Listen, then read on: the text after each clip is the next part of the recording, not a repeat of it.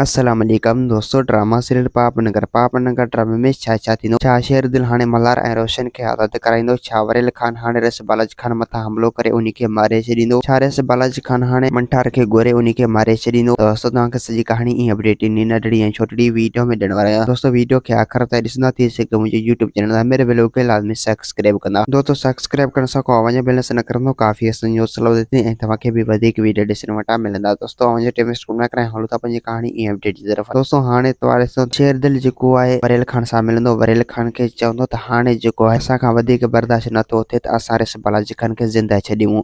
उनजे करे तोखां जल्दी जेतिरो थी सघे तूं जेको आहे रोशन ऐं मल्हार खे आज़ाद करा त जीअं असां जेको आहे पाण में सभई सलाह कयूं ऐं पाण में प्लानिंग ठाहे ऐं पोइ इन रिस बालाजी खान मथां हमलो करे ऐं उनजो कमु तमामु कयूं जीअं उनखे का मौक़ो न मिले त हू असांजे हथां बची वञे। वरेल खान चवंदो शेर दिल बस तूं परेशान न थिए। हिकु ॿिनि ॾींहंनि जे अंदरि जेको आहे मूं सूबेदार सां ॻाल्हायो आहे। ॻाल्हाए कंदो त तमामु जल्दी जेको आहे सूबेदार रोशन ऐं मल्हार खे आज़ाद कराए छॾींदो। अगरि जेकॾहिं हुन मल्हार ऐं रोशन खे आज़ाद न कयो त पोइ मां उनखे अहिड़ो त सबक़ सेखारींदुसि ऐं उन्हनि जा पाणू पटराए छॾींदुसि। ऐं ॿियो पर दोस्तों हाणे तव्हां ॾिसंदो त सिकंदर खान जेको आहे वरेल खान खे साफ़ चई छॾींदो त तव्हांखां जेतिरो जल्दी थी सघे तव्हां मुंहिंजो साथ ॾियो ऐं तव्हां मूंखे माण्हू ॾियो त जीअं मां रिस बालाजी खान मथां हमलो करे ऐं उनखे मारे छॾिया। वरेल खान चवंदो त सिकंदर खान पुट तूं 2-3 ॾींहं सबर कर जीअं मल्हार ऐं रोशन आज़ाद कयूं। आख़िर जेकॾहिं मल्हार ऐं रोशन आज़ाद थी विया त उन खां बाद रिस बालाजी खान मथां हमलो करे उन खे मारे छॾींदासीं। छो अगरि जेकॾहिं असां ईअं ई रिस बालाजी खान मथां हमलो करींदासीं त पोइ रिस बालाजी खान अहिड़ो त कमीनो आहे। अगरि जेकॾहिं हमले मां बची वियो त पोइ मल्हार ऐं रोशन खे जेल में माराए छॾींदो। उनजे करे असांखे तकड़ा कमु नाहे वठिणो। सिकंदर खान चवंदो त हा वरेल खान तूं सही पियो चईं। ऐं ॿियो पर दोस्तों हाणे तव्हां ॾिसंदो त रिस बालाजी खान जेको आहे मुराद खे फुल ऑर्डर ॾेई छॾींदो। मुराद खे चवंदो त जेसीं ताईं तव्हांखे मंठार